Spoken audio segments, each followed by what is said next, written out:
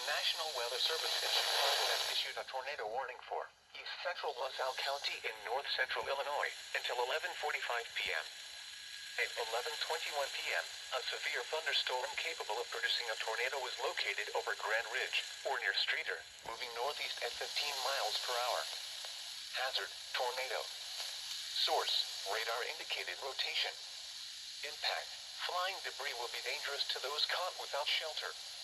Mobile homes will be damaged or destroyed. Damage to roofs, windows, and vehicles will occur. Tree damage is likely.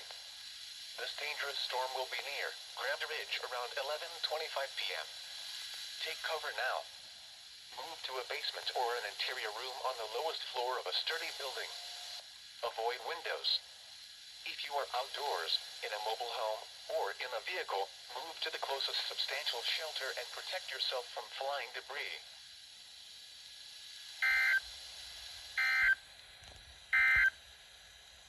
This is no weather